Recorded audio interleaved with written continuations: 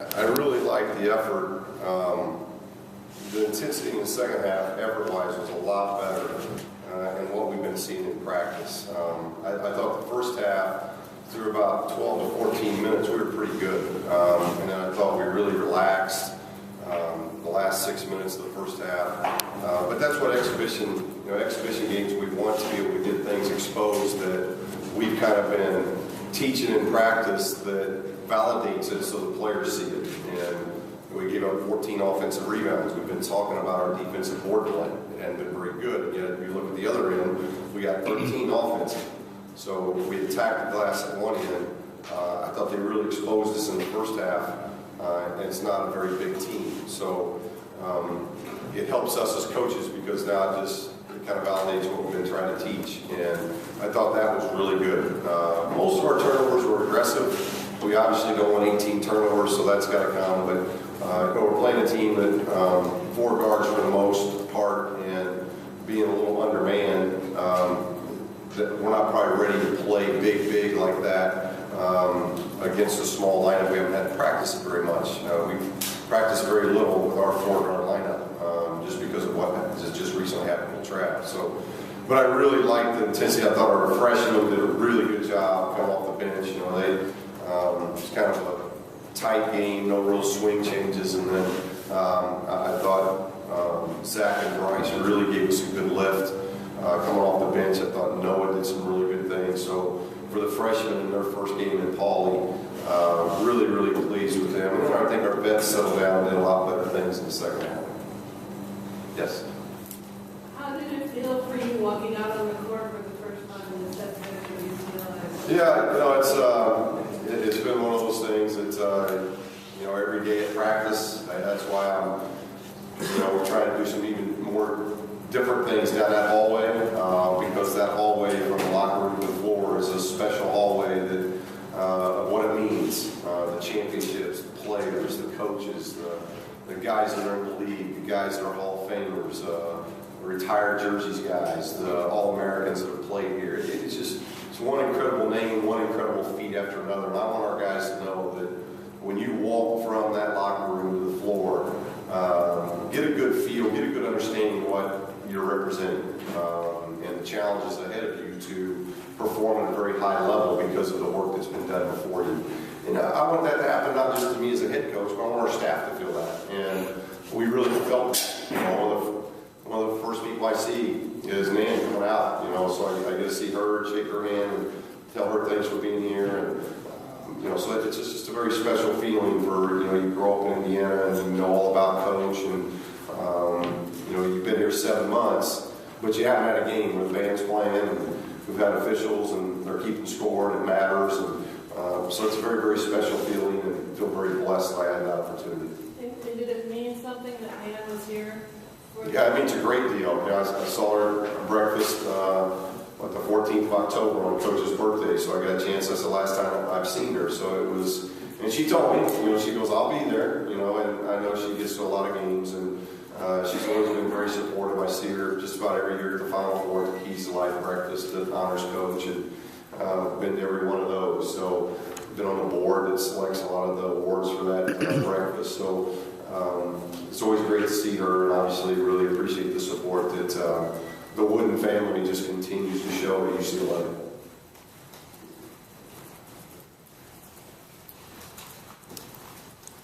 Can you talk about Travis's status and kind of that whole situation? What happened? He's home. He's resting at home. I don't even know the days now. We're on Wednesday, so this happened on Monday, I guess. So he had a very successful surgery.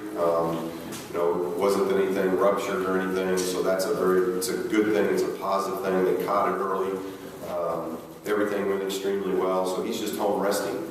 And I would assume he's going to be coming back to school now the next day or two. We want to get him home and let Mom take care of him. Since he's a local kid, Mom can take care of him. So get a couple days at home, and he'll get back into school here late this week and just gradually start coming back. How long he's going to be out, we just got to wait to see how, muscular and everything else heals. But we're assuming somewhere between, 2.5 and 4 weeks is probably the time to look at. Looked like you mixed some man and zone tonight. Do you see one as more successful than Well, we've practiced. We've had, but that's basketball, and we've got to be. And I told the guys at halftime, I'm like, this isn't all your fault. You can't always. You're holding cards, and you keep playing the same way, and then all of a sudden you lose a guy like Trav.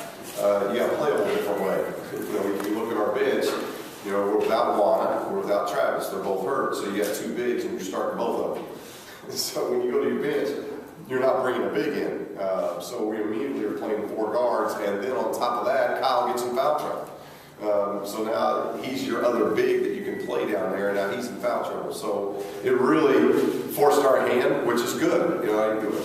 Maybe not make it as smooth as you want, but for an exhibition game, it's good for coaches to have to make those adjustments on the fly, play different combinations, figure out what you want to run offensively, what you want to do defensively, and then see how the players adjust. And I really thought they did a good job adjusting. Kyle gets his 4th foul early in the second half, so we're without a key guy there in a game that was fairly tight at the time, and I just thought the guys did a good job of handling that and figuring it out. And that was what was a positive, to see guys step up on the bench, and then even the starters perform at a higher level. And that was a positive. So we got to learn to do those things. But in regard to the zone, we've been practicing the zone. So we used it a lot in the second half, and I'll have to watch tape, but it was pretty effective. And we just got to continue to work at that. It was more effective tonight than what our man was. Coach, can you talk a little bit about what impressed you about San Bernardino, especially in the first half? Well, anytime you're in an exhibition situation, you hope that the team that you're playing is going to care and fight and scrap and do everything they can. Yeah, it's an exhibition, but they're here to win a game. They're here to get better. And I thought that happened for 40 minutes. They competed, they fought, really like that team. They dribble, drive you hard. They can shoot the jump shot. They can stretch your defense. They battle defensively. We were down in bigs, but obviously we were still a bigger team. So, but for them to get 14 offensive rebounds, it tells you about their effort, and I really appreciate that effort. I hope that Coach feels the same way that I feel, that it was a good 2-hour workout, and both teams will be able to learn from this by watching tape and getting better. But it was 2 teams that played hard, played intense, and didn't take a night off because it was an exhibition. We really got a good practice session out of this, both teams. Coach, were you pleased with the tempo which you played out offensively? Yeah, I thought, in spurts, it was really good.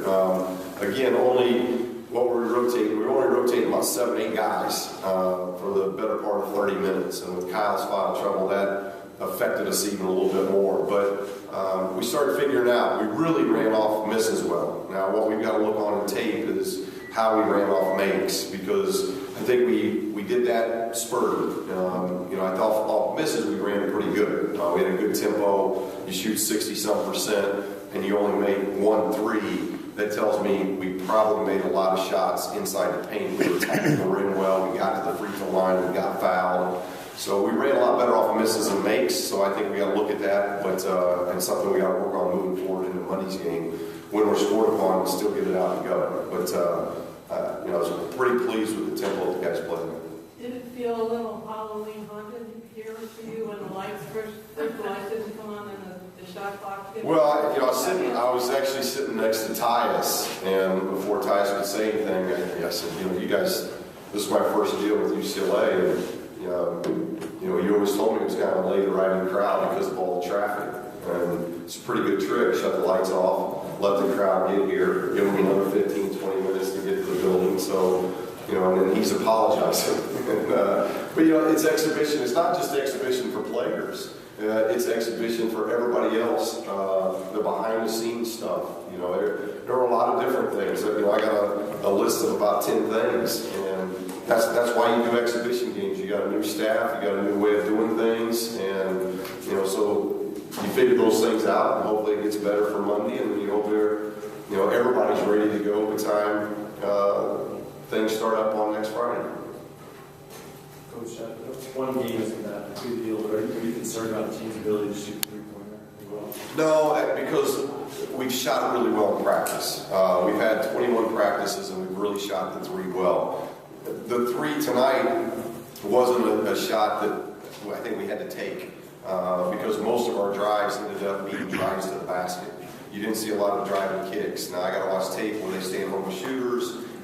We got a lot of balls that were driven to the basket, and the guys know that if they get to the basket, I want them getting shots on the goal of the basket. So not knowing, not actually seeing the tape yet, I would still imagine that we had an awful lot of layup type shots close to the basket because of the way we attacked the basket. So that's good because now we made teams take that away, and that'll set up the driving kick. We didn't get a lot of really open, clean threes, but we didn't take a lot of them. But in practice, we've had guys, Bryce, Zach, obviously Jordan, Kyle's made them, both Wares have made them. We've got 6, 7 guys that can knock down a three-point shot. I just don't think it was a shot that was needed by what was given to us in this game. Last one, guys. Coach, how pleased were you with Kyle Anderson tonight, and how would you describe the differences in his role this year from last year? Well, again, not being here last year, I thought he did the things that we hoped that he'll do. He rebounds, he assists, he's long defensively.